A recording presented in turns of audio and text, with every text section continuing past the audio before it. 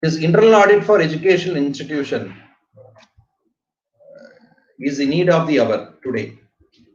When we speak about the internal audit for educational institution, we need to have a very overall, a very broadened approach. I am CMA Rakesh Shankar Ravishankar, a fellow member of the Institute of Cost Accountants of India, a member of the All India Institute of Management Association, an associate member of the Institute of Internal Auditors, India and Florida Global, associate member of the Chartered Institute of Public Finance and Accountancy, United Kingdom. So I'm here to deliver the webinar on internal audit for educational institutions, where academicians we can integrate the norms driven by University Grants Commission, All India Council for Technical Education, the NAC, National Assessment and Accreditation Council, the Ministry of Education Department, recently renamed from MHRD, Government of India. So where we can integrate all these norms and we can march towards quality excellence in the education institution. So I am happy to welcome you all here for today's webinar. Let me proceed towards my presentation.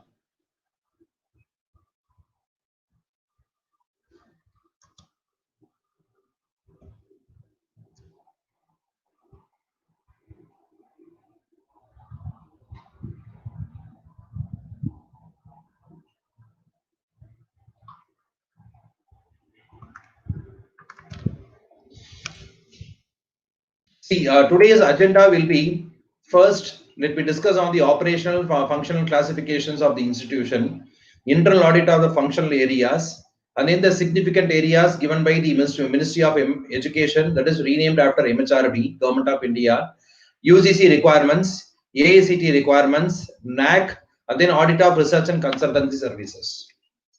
When you look at the classification of education institutions in India, based on the ownership, it can be 100% government-owned institutions, autonomous or statutory institutions, institutions under grant in aid, unaided private institutions, what we call as self-financing institutions, religious and minority institutions given a special status by the Constitution of India. Based on the nature of operations, it can be primary and secondary school institutions, colleges and universities for higher education, technical and professional institutes, skill development or vocational centers, institutes of national importance, open schooling, distance learning and continuing education. So this is a broad category of the nature of operations what we have in India. And it can fall under any one of the earlier categories what we have discussed here on the ownership. So either it can be completely government owned or it can be under grant in aid, the aided institutions. Or sometimes it can be even the statutory institutions which are formed by an act of legislature or by an act of parliament. Autonomous institutions, they are given a special status, autonomous status by a particular body. And all other institutions, they fall under the private institutions. Sometimes the private institutions can be a religious and a minority institutions. For example, we have the Aligarh Muslim University. We have got various madrasas which are given special status by the Constitution of India. Like, why this ownership is important? See, basically, based on the ownership, we can decide on the scope of the audit, internal audit. And the norms for each and every nature, that is autonomous or statutory or NAC or your grant in aid or AICT, it varies from institution to institution. So this basic classification of education institution is mandatory. What is the scope for the internal auditor? First one is a governance audit, followed by financial planning and budgetary control, procurement policy, accounting procedures, income, expenditure, payroll, banking, transactions, etc. Maintenance of financial records and registers and review of that, asset acquisition, maintenance, etc. Non-financial records such as your HR records, your student progression records, etc. Fund management, health and safety, fire, premises and security assessment. Now, when we speak about the internal auditor, till the last decade, maybe till 2010 or so, the education institutions were subject only to the external audit or the statutory audit. Every year they will appoint an auditor a chartered accountant who will just come and verify the true and fair view of the financial statements. That is your income and expenditure, receipts and payments, and your balance sheet. The concept of internal audit was not so important, or it was not so driven by the educational institutions. As time passed, the fold of the education institutions, it multiplied, it got expanded. The transactions were numerous. Various additional activities were started in the education institutions. See, all these led to the scope for the internal auditor in education institutions. First, let me discuss from the point of view of the governance. See, any education institution in India will be registered as a trust under the Indian Trust Act, or it can be a society under the Societies Registration Act, or it can be an association of person. We call it as AOP. AOP is formed for a purpose of having a common objectives. That is AOP. Now, let me explain the basic concepts of AOP. See, in the association of person, what happens is we have the group of individuals who come together for a joint purpose. Under this joint purpose, what happens? The objectives are predetermined in this manner.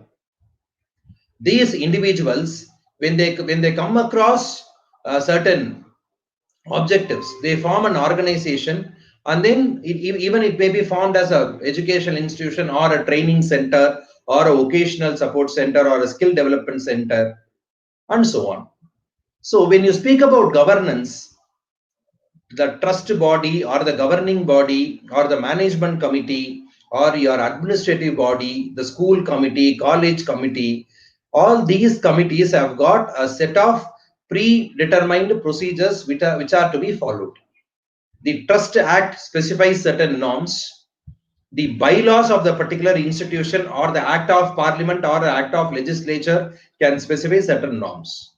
Like it says once in a quarter, once in 3 months, the college committee or the institution's governing body will have to meet and discuss. So this is with regard to the governance. We'll have to verify whether the governance, the board of governance is functioning as per the rules and regulations which are prescribed by the respective act or by the respective bylaws. The second is, there are certain secretarial procedures. When I say secretarial procedures, the documentation part with regard to the functioning of the management committee. See, whatever we talk in words, it has to be in papers. We call it as proceedings or the minutes of the meeting. So what is being discussed in the college committee meeting or in the school committee meeting or even in the university syndicate, senate, academic council, whatever it may be, the words which are discussed, it has to be recorded in words. So that after 10 or 15 years or after 50 years, the minutes will stand as a record for the transactions which occurred.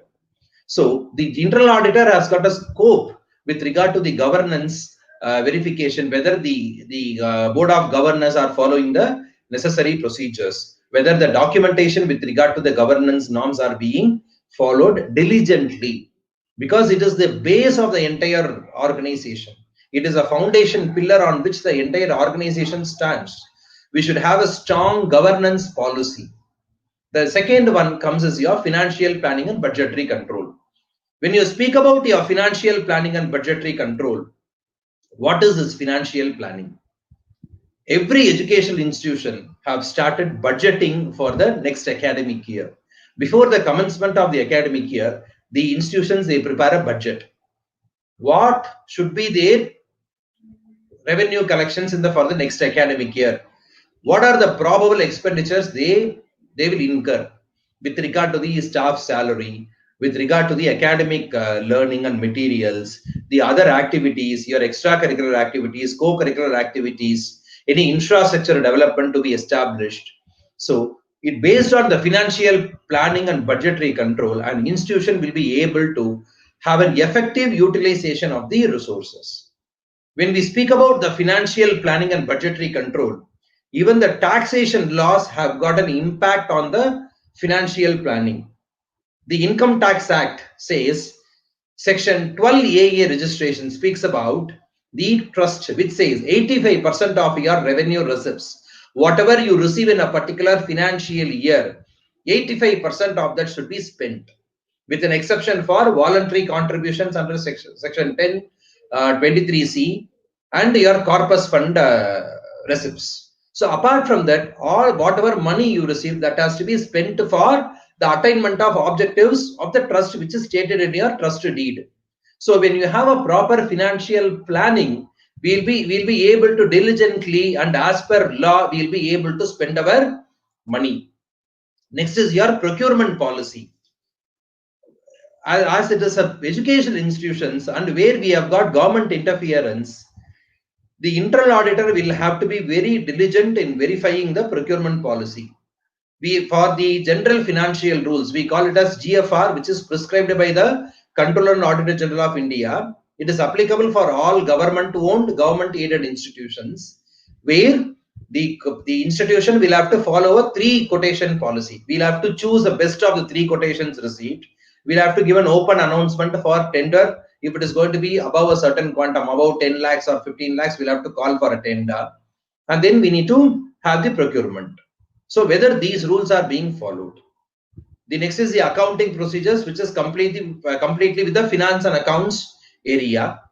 Again, the financial records and registers, what are required by the law. I think for many people it may be a surprise. Education institutions even can be formed as a company form of organization today. Section 8 companies. Company without a share capital. We can have board of directors to manage the education institutions. And we have got group concerns.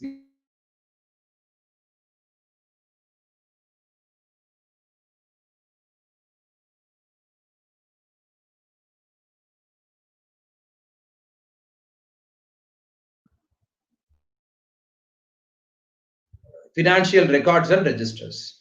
The next is asset acquisition and maintenance. So when you speak about asset acquisition and maintenance, when you procure assets, when you have got a heavy investment in your infrastructure, what I mean infrastructure in this context is your buildings, your computers, softwares. So when we procure those assets in bulk of high value, we need to have a specific fixed asset register, and we should have a periodical asset verification, maybe once in 2 years. We need to verify whether those assets are in existence, whether those assets are utilized for the purpose, purpose of objectives which are stated in the trust deed. So we need to have a thorough financial fixed assets audit once in 2 years based on the management's requirement. And then non-financial records, our HR records, student records, our other NAC, AACT requirements. We need to have certain documents which are maintained permanently in the permanent file. With regard to the AACT norms, the building plan, the building approval, the fire and safety requirements, the layout approval, the building infrastructure approval, we need to have it permanently maintained. And then fund management. Normally, education institutions have got a policy of having endowment funds. Like there will be some individuals who will donate a certain quantum for 1 crore or 2 crore and maintain it as a fund with certain specific conditions. This particular endowment is named in the name of my father.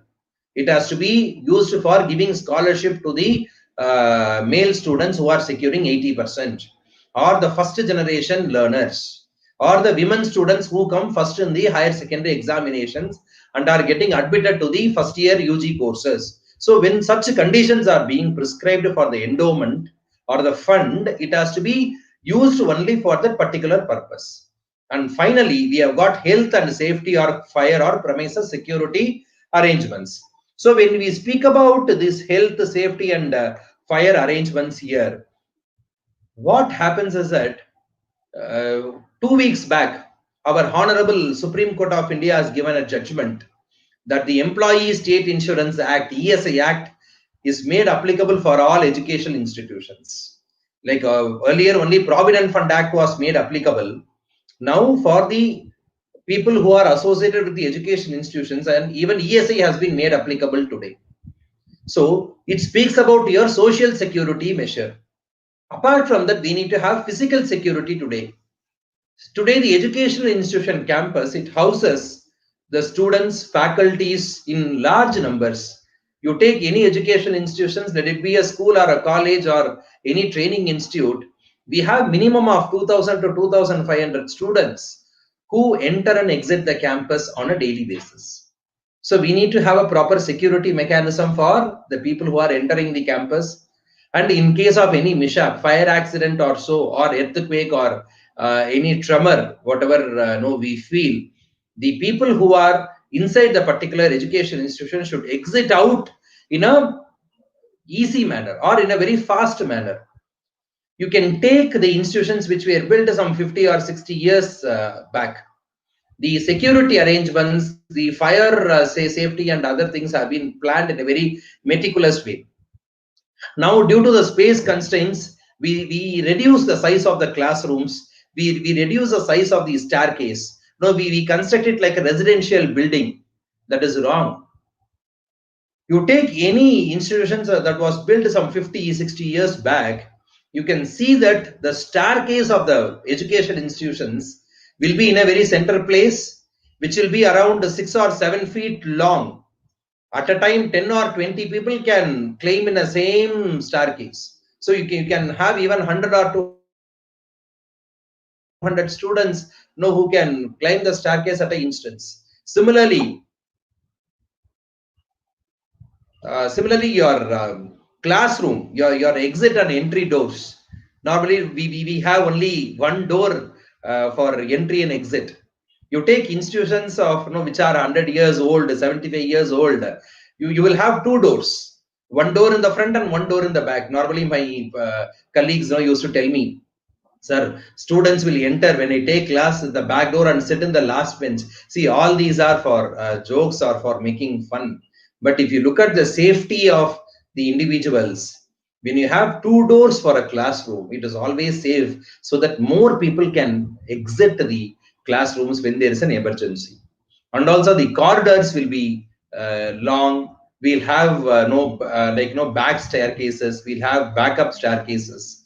So at a time, in the span of 5 to 10 minutes, the entire building, the students can exit outside. And today we are in a situation where we are supposed to train our students in case of any emergency in the educational institutions, how you should exit the building and assemble at the safe assembly point. We need to have a mock drill today, because this will help them tomorrow when they go to the corporates, they will be oriented with regard to the safety procedures. So I make a sincere appeal to all the academicians, the education and administrators here, to get in touch with your local fire or your safety authorities and conduct a mock drill at least once in 2 years, so that your students will be oriented with regard to the safety aspects. This is point number 1. The second point what we need to discuss here is about your security arrangements. See, wearing of ID card has become mandatory today. See, some 10 or 15 years back, we will hold the ID card in our packet.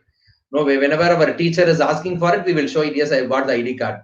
Now it has been made mandatory that we have started making it compulsory that all the students will have to wear the ID cards inside the campus, including the faculty members. And we need to have a strict control mechanism on the persons who are entering the campus and exiting the campus. And all these are a part of your NAC and AICT requirements today. They have started looking into what is the safety measure you provide for your students and faculties. We need to be 100% confident that yes, whenever a student is entering our campus, they are fully secure.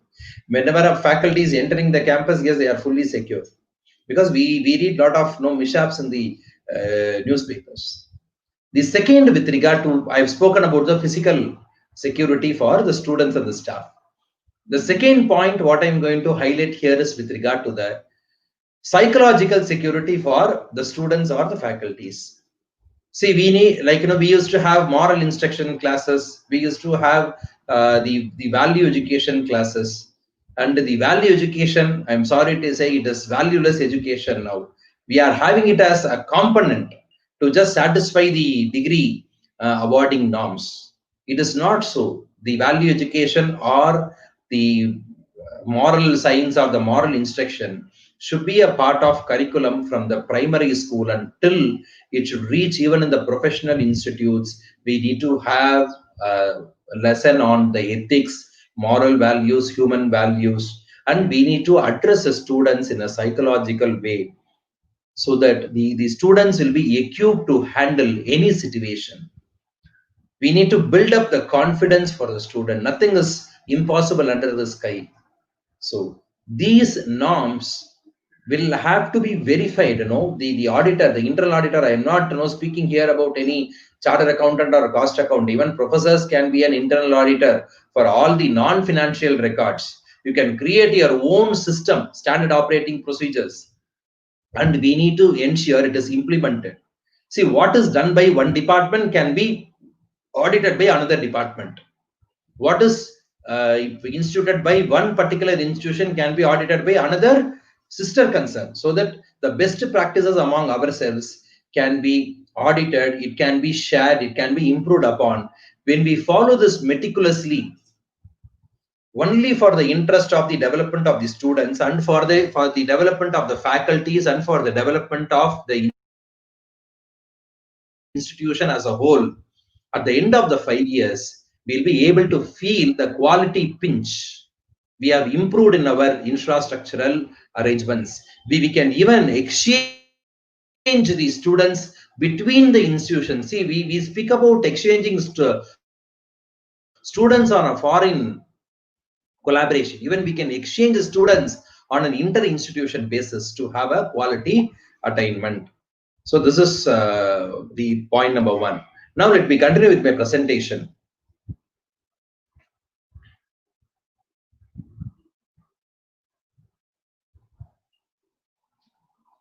The next point to be taken into consideration is the audit checklist.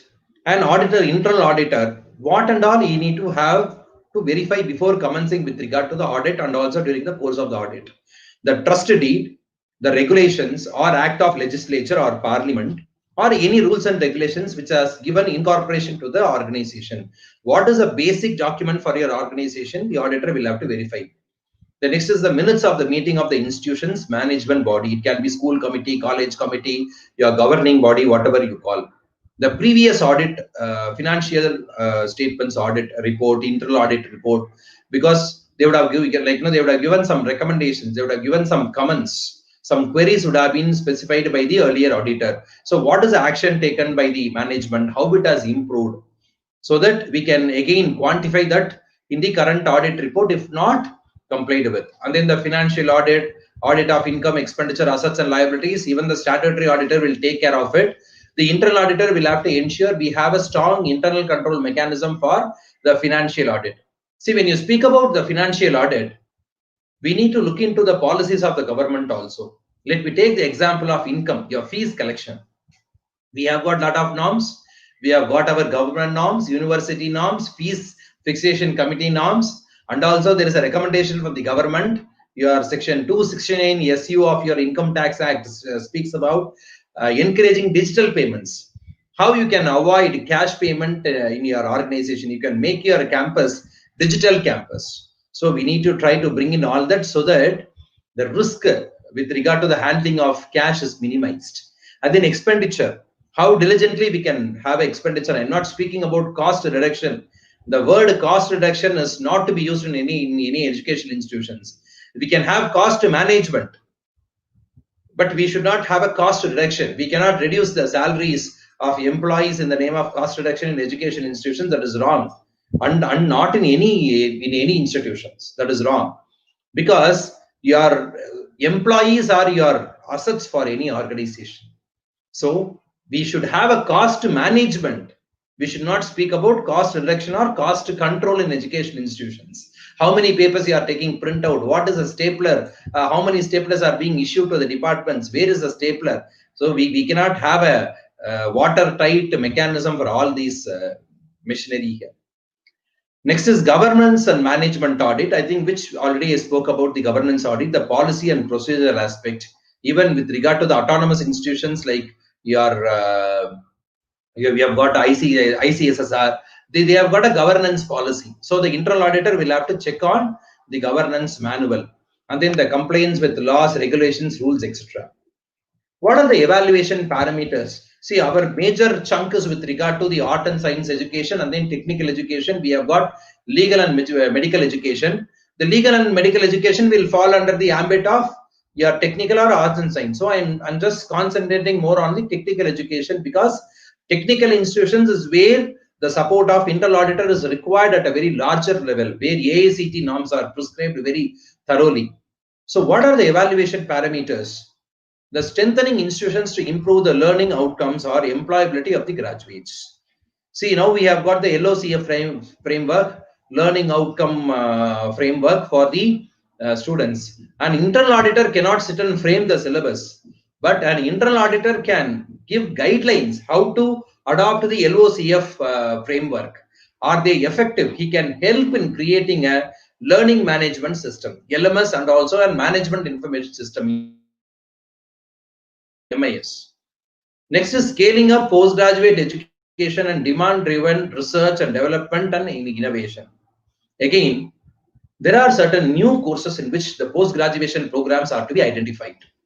And also, we need to have research and consulting in all the education institutions. See how to have research and consulting activities, how to have new postgraduate programs. An auditor will be able to give you guidelines how to start up a new postgraduate course or how to indulge in research and consulting activities within the framework of your institution or within the framework of your university, and then decide on it.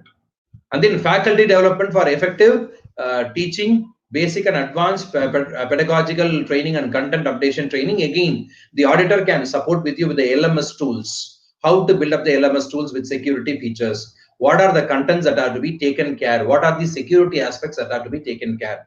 And then strengthening institutions with regard to the infrastructure, whether the entire campus is within the ambit of the infrastructure rules which are specified. Like, we have even the plinth area measurement for every student. If you have so many number of students, you are supposed to have the plinth area and the floor area capacity is being specified. Capacity building to strengthen management. Even in the governance mechanism, even in the governance policy, the auditors can, if they find out some loopholes or if they find out some flaws, they can advise to the management how to strengthen the governance mechanism.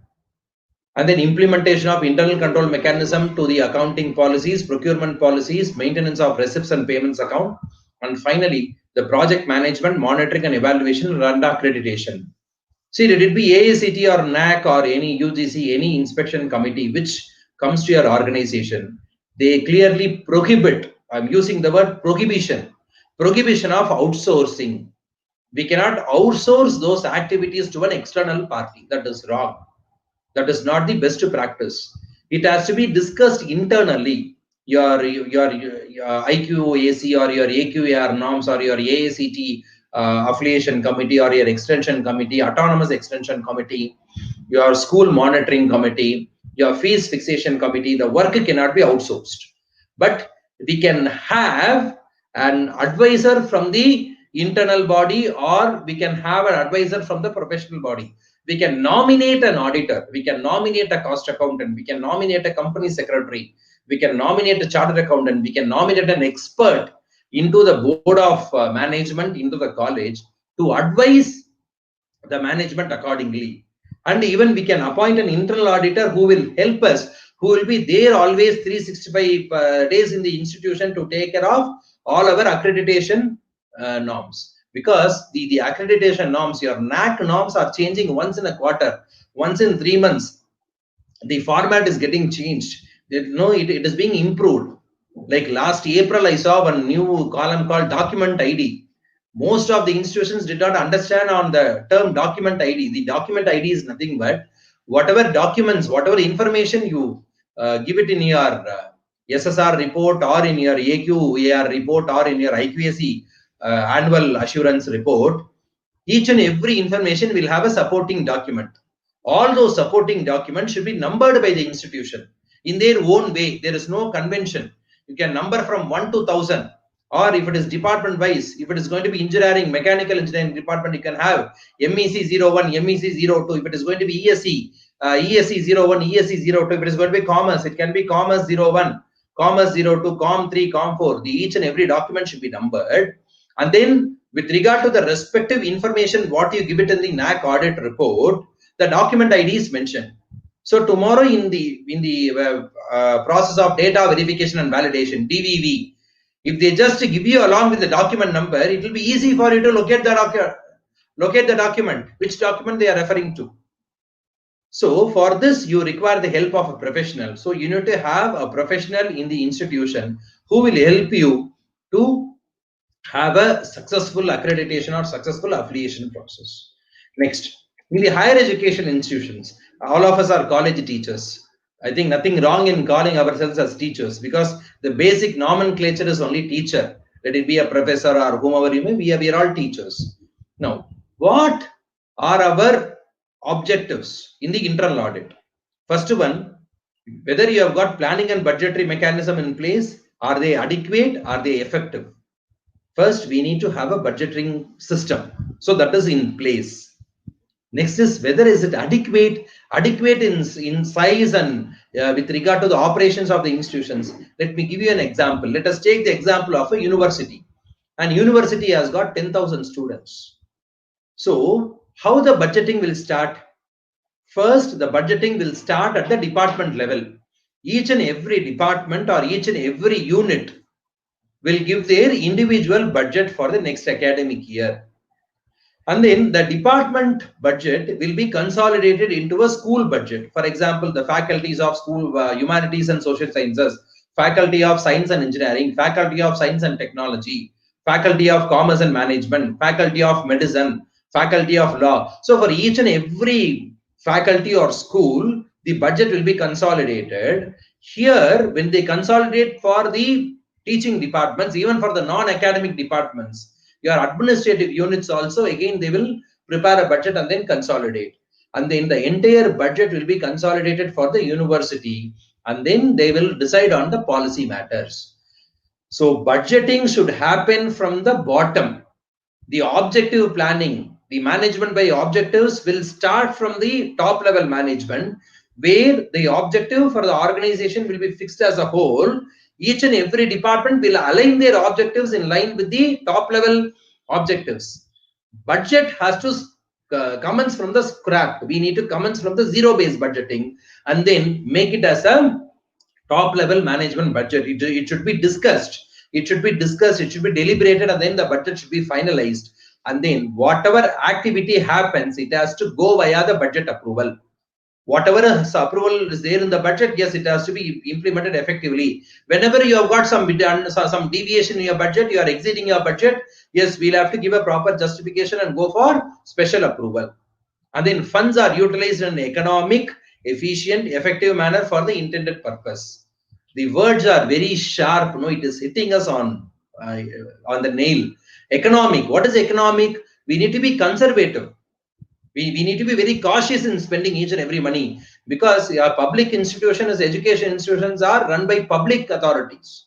It is a public charitable trust. Even if it is run by a private individual, it is a public charitable trust. So whatever money we spend there, it should be diligent. We need to spend it in a very effective way.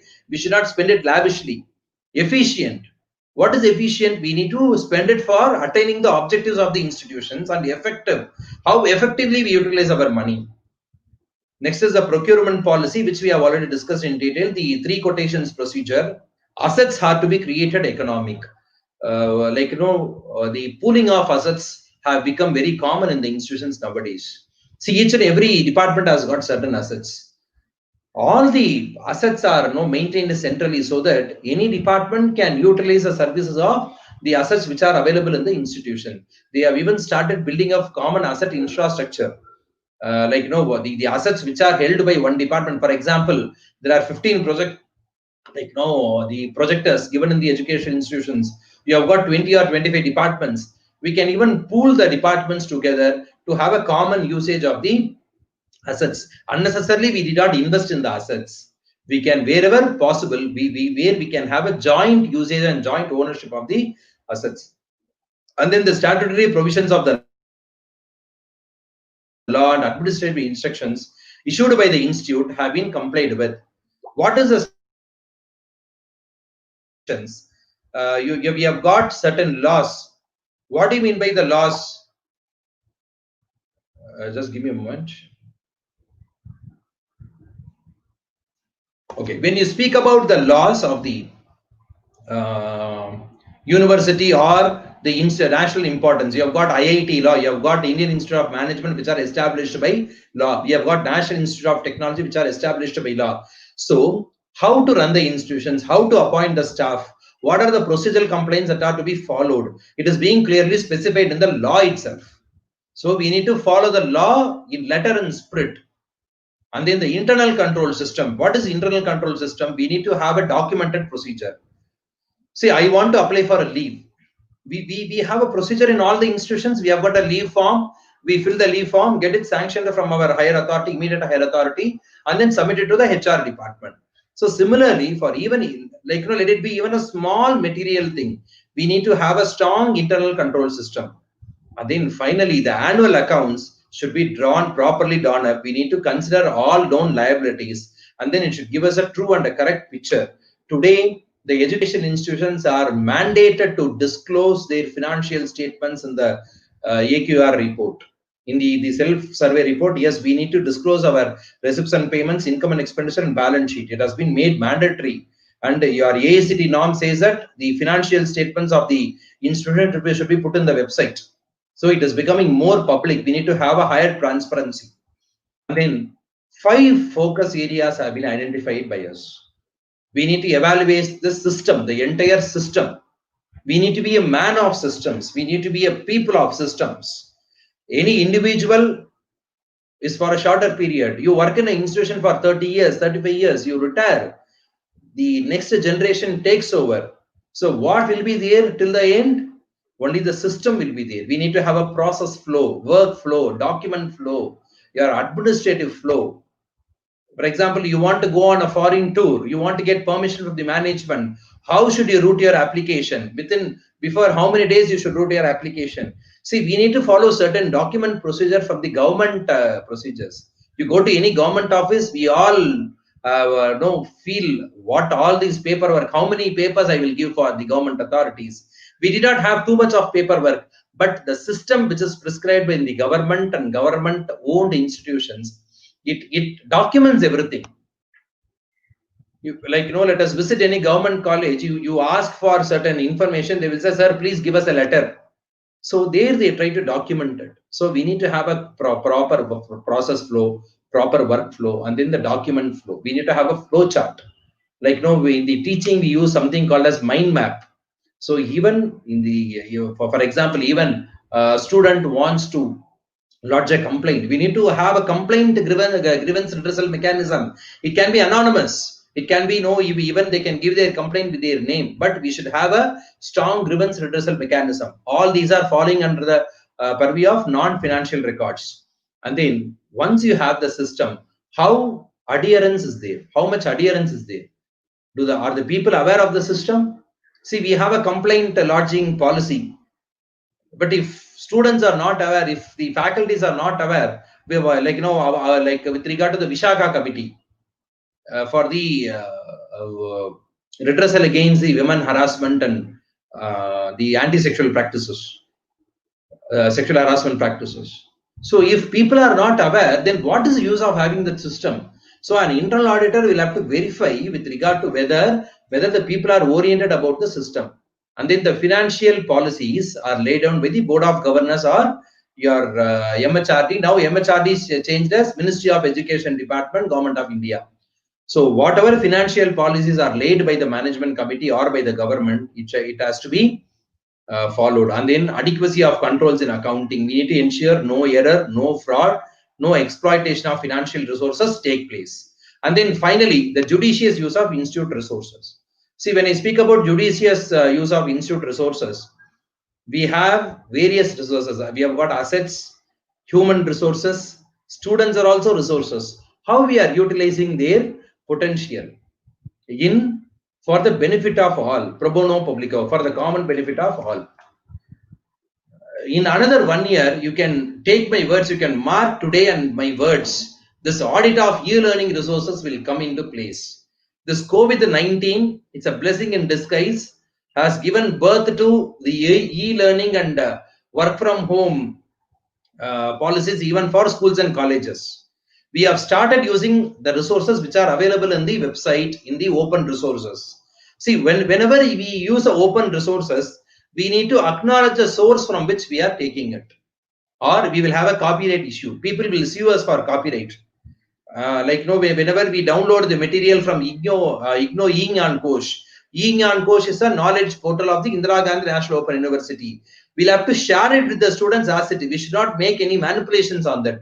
We should not remove IGNO logo and put our name there. That is wrong. We will be sued for infringement of copyright. And similarly, whatever videos and whatever materials we create, we should try to get a copyright, or we should try to get a registered certificate for those resources, provided if it is going to be our own resources. If it is not our own resources, if we are going to use the resources from someone, we need to get their permission in email, or we need to have a proper permission, and we need to duly acknowledge their services. So security management and applications of standards, it is more important nowadays, or we will have to face the court and legal consequences. Information system security compliance. See, the cyber threat and cyber crimes are increasing nowadays. All these days, we were not worried about our college website. The college website was only for communication from the college to the outside world. Now, when we have a learning management system, and when we are able to give access to our students for accessing the learning management system 24/7, we need to have proper security controls for them. No one should hack our system. Ethical hacking is also one of the subject nowadays, which I know it is not the platform to discuss, because it takes almost a day to discuss about the ethical hacking. And then the information system security. We store the data of the students in our data bank, their personal information, mobile number, email ID, their Aadhaar number, their education management system information, MS number, various other personal details are being stored. So we need to have a proper security mechanism for our server security. And then whenever a student is logging in for paying off fees or for accessing the learning management system, we need to have an authentication and validation mechanism. Now having a OTP for the through mobile number, or having a Aadhaar OTP, or having a biometric accession through the smartphones, it is possible. And the end user services, whatever learning management systems are being made available, how it is made available to the end user? Is it really made available to the end user is a question. So all these will have to be verified by the information systems audit. Now I'll go to this specific areas. AACT, I own the copyright for this particular diagram, which I have created by going through the various AACT norms and the manual. I have divided here into two aspects. The AACT requires administrative and operational audit. The first one is your financial perspective. The second one is your operational and administrative perspectives or compliance. In the financial perspective, we need to audit with regard to the fees collection, staff salaries, admissibility of expenses for TDS. The government mandates that we need to deduct tax as per the law. Now the application of GST, when we take any activity outside our purview of our academic activities. Let me give an example. If you charge parking fees from the students for parking their vehicles, that will attract GST. You have an auditorium. If it is given to rent for a third party for conducting a function, that will attract a GST. You conduct a certificate course, which is not a part of your curriculum. If it is not approved by your board of studies, if it is not approved by the academic council, if you have a tie-up with a third party, which is not a part of your curriculum, I am underlining the word, which is not a part of your curriculum, then it will attract GST. So all these norms, and also maintenance of fixed assets register, students admissions details, students fees collection, staff database, and other mandatory registers. Here we can take the help of a professional, the cost accountant or a chartered accountant or a company secretary can do the internal audit, maybe quarterly basis, half-yearly basis. At least once in 6 months, the auditor will have to come and do the audit, give us a comment. For what reason? Wherever you find some mistake, we can rectify it then and there. Within the particular financial year, we can rectify the mistakes and issues, so that we can avoid a lot of penalties. We can avoid some legal consequences from any stakeholders. Let me go to the operational administrative part, compliance part. Approval for the college site. Whether the site in which your college is situated or your school is situated, we need to have a local development authority clearance or clearance from the corporation or municipality. This has been brought some 3 to 4 years back by the Metropolitan Development Authority and the Local Development Authority Act. And then compliance of the promoting parent institutions.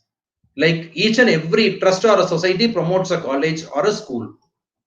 It is not that only the school or the college should be compliant enough. Even the parent body which has given birth to the institution should be compliant enough. The society or the trust which has given birth to it should file their annual returns to the income tax authorities or to the society's registrar, etc.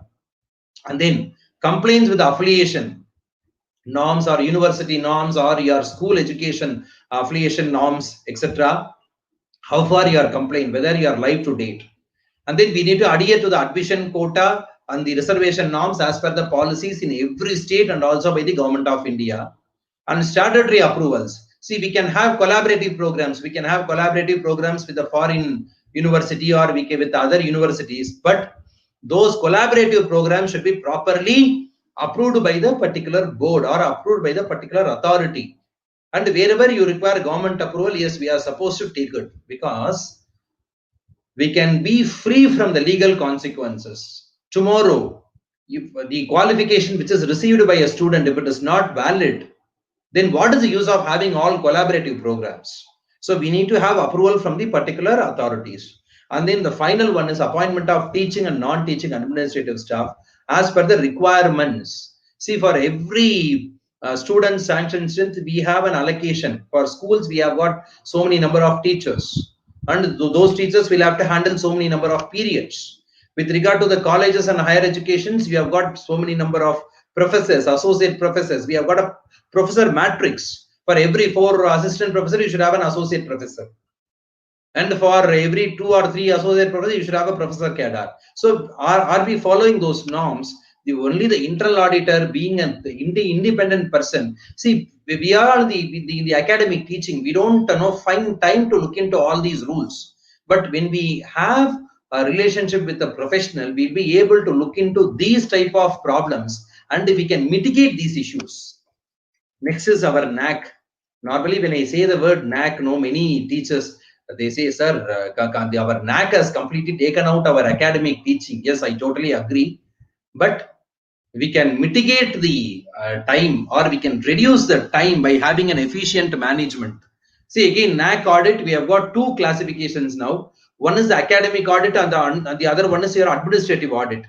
When I speak about academic audit, compliance with the rules, whether the board of studies is conducted, academic council is conducted, whether the minutes are properly maintained, all these can be verified by the professional like cost accountants or company secretaries. And then with regard to the administrative mechanism, the entire functioning of the institutions, I have given you 17 points. We need to have a standard operating procedure for these 17 points.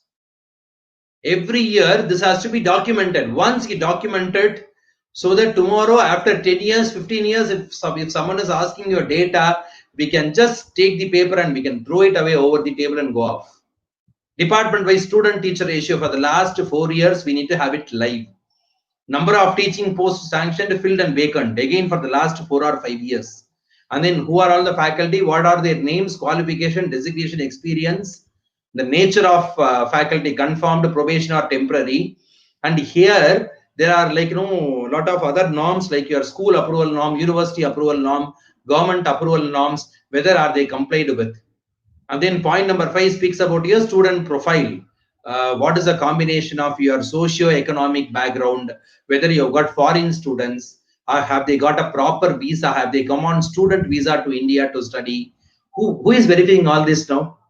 We just see whether we have got visa. Is it a valid visa? Is it a valid student visa? Who is verifying it? So we need to have a control point for that. The next one is student progression and placement record. We need to take the record from the placement cell or from the placement coordinator and then tabulate it. And then how many students are going for higher studies? Again, it has to be consolidated from the department, and we need to have it from the entire college or institution as a higher level. Even in the school level, when the schools have started tabulating now, how many students are going for arts and science education, how many students are going for technical education, how many students are going for ITI, how many students are discontinuing their studies. Even schools have started taking the data.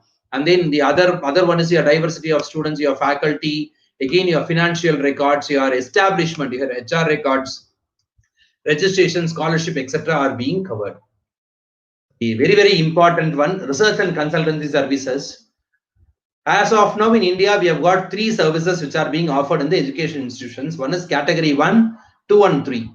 The first one, expert advice and R&D consultancy. It is expertise intensive. For example, a faculty in your institution is very good in a mechanical engineering. So whatever theories, whatever experiments he has done, it is being taken by the industry itself. So those are called as expert advice and R&D consultancy. We have stalwarts in many institutions where they are even invited by the government to be a part of the committees. So those categories for which they receive an honorarium, how that is shared between the institution and the faculty, it is between the faculty and the institution. They will have an agreement. Next is testing consultancy.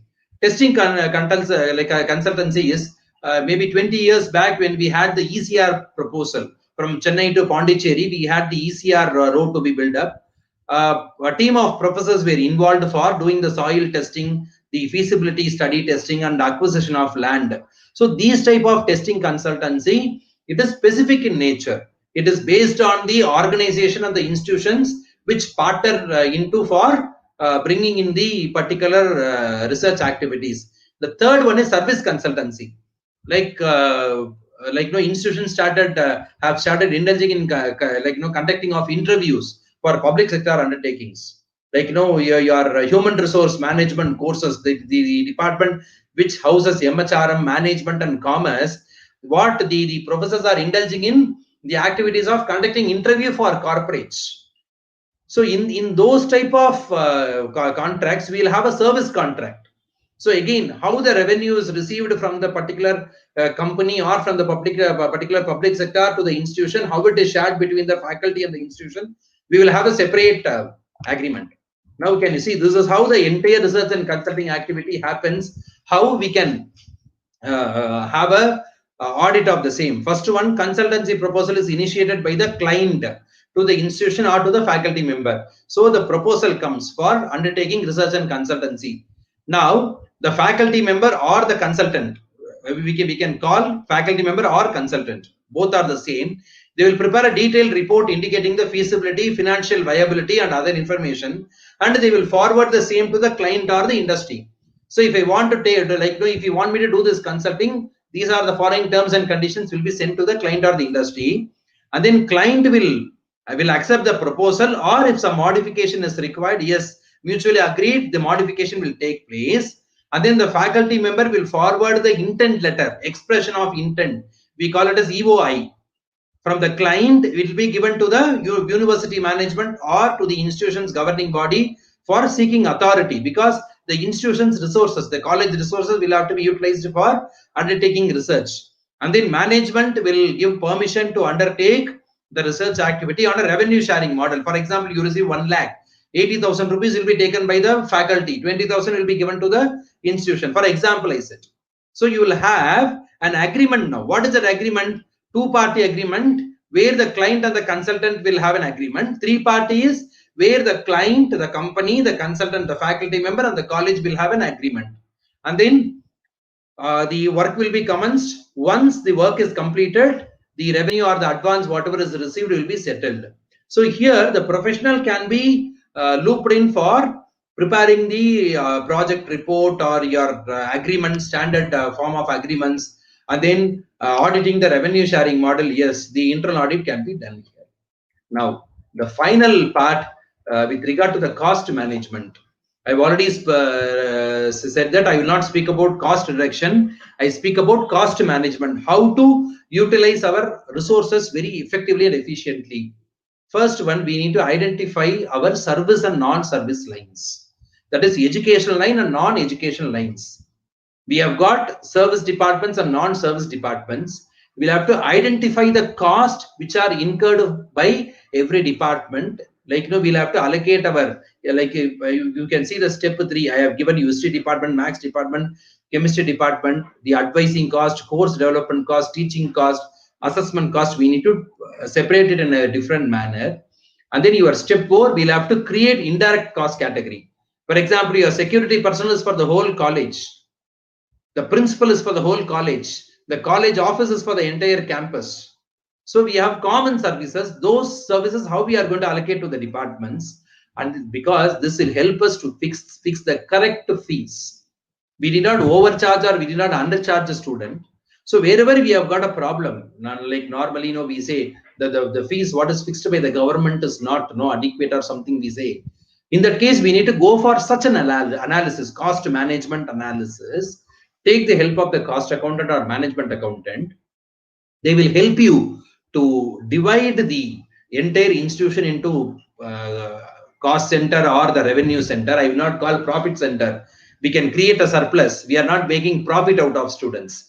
And then the cost allocation will go on. And finally, we will be able to use our revenue and resources very effectively. And then the last part, what I am touching today, is going to be the management information system. We need to, I have divided the MIS, what we need to have for the institution, into 3 models. One is student-centric model. The next is staff-centric and administration model. The next one is your learning management system, your academic-centric model. So any institution, if you want to introduce an MIS, yes, you can follow this model.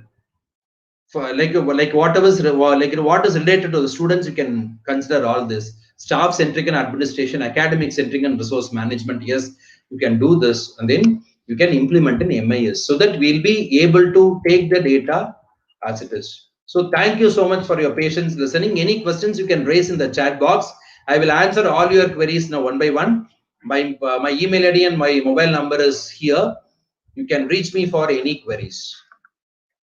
So I'll just look. I've got around 120 requests.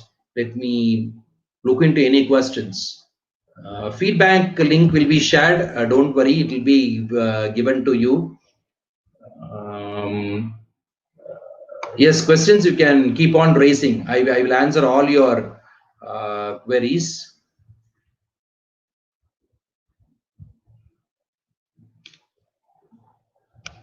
More interesting. Thank you, Kasinathan. Yes, any questions, please raise. I'm happy to answer. Even students have attended.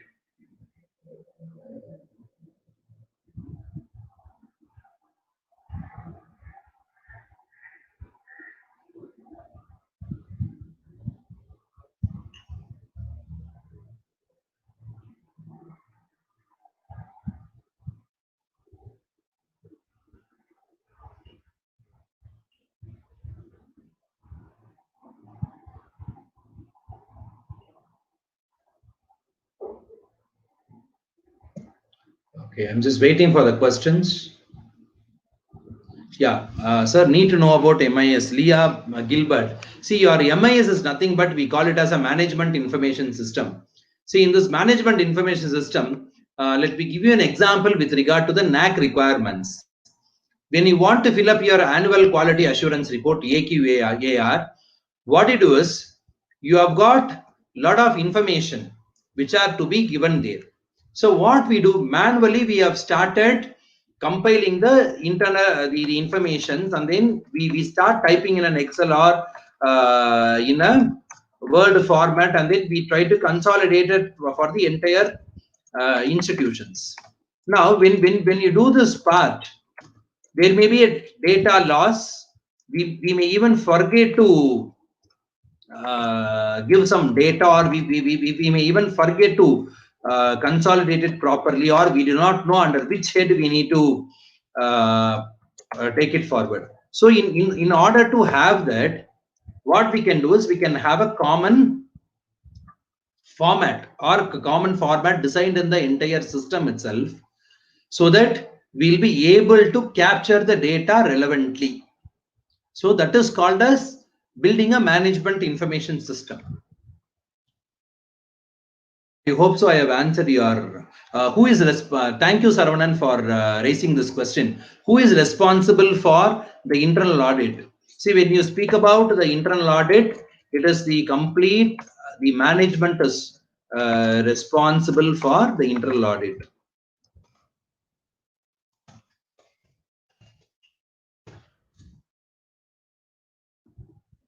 Yes, any other questions? Because principal is the administrative head. The management becomes your administrative head. So management. Yes, any other questions? Because principal is the administrative head. Sir, if NAC is revising the format every quarter, will it lead to more clerical work? Ma'am, like Dr. Sundari has asked, Sundari Raganathan, it's a good question, ma'am, but if you have it manually, it is very difficult. We need to have a learning management system. We need to have a proper MIS. The data should be captured every day.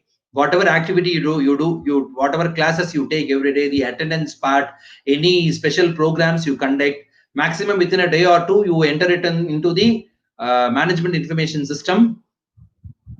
I think all of us will be happy. We can go home happily at the end of the day without any additional work.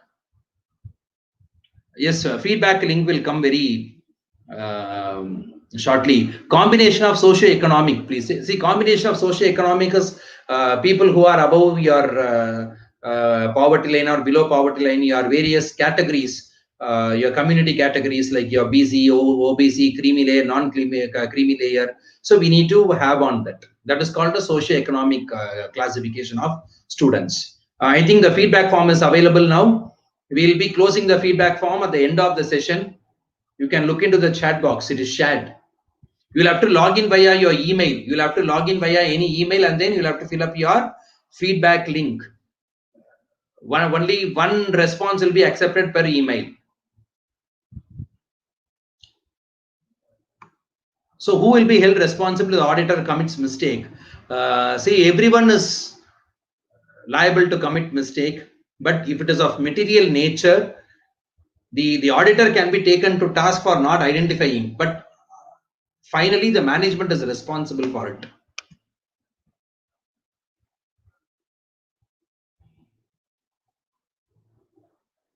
I hope so I have done justice to today's session. Can we find okay, yeah, it is not that we are finding the combination of poverty below and above poverty line. Whatever is the data given by the people to the government, based on that they get some document. Yeah, your ration card, your public distribution card, based on the classification we can take the data. So it is just to pass on the benefit to the students. We need to have a socio-economic classification.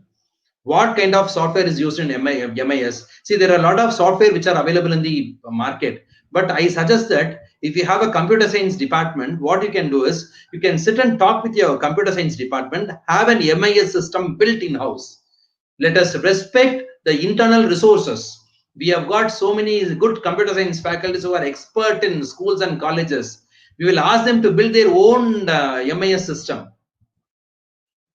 That is more relevant. No, why should we go and give money to outsiders to buy some other software in the market? The schools and colleges should be able to manufacture their own software and exchange it with other institutions for affordable cost.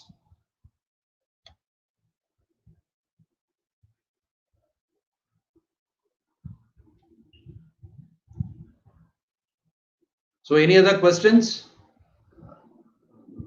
Or we can we can wind up the session today. Okay. Tomorrow again we'll be meeting at 11 o'clock in the morning. We have a session on internal audit again by one senior most member of the Institute of Cost Accountants of India. He is a Central Council member as well as the chairman of Journal and Publications Committee. So he'll be taking you through on internal audit, integrated and sustainability reporting. How we can cover various aspects into the internal audit report. It is a very technical subject. So I hope that I will meet all of you tomorrow again in the particular session. So thank you so much. My sincere thanks to the officials of the university, Honorable Vice Chancellor, Registrar, and Dr. B. Revati for giving this wonderful opportunity of delivering today's webinar, as well as for giving the institute a wonderful opportunity of being as a joint coordinator for the 7 days PDP program. So thank you all. My heartfelt thanks to the technical operator who is operating behind today. Dr. B. Revati is held up in the university meeting. So in spite of that, the technical operator is supporting. I am very happy that it is a self-reliant India. So I was able to start the session on my own, continue my session, and I'm able to conclude on my own. Atmanirbhar Bharat, self-reliant India. So thank you all. Thank you for your patience learning. We'll meet you tomorrow. Thank you.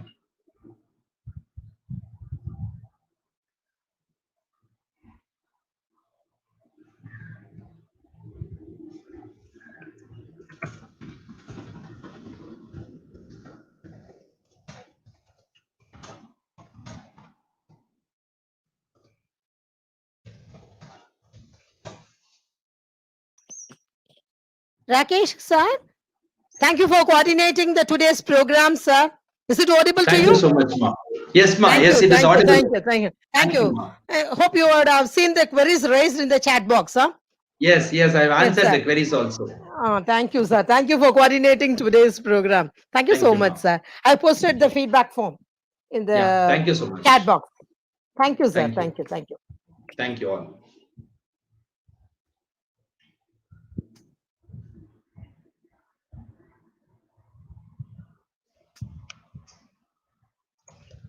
Shall we wind up, sir? Yes, ma'am.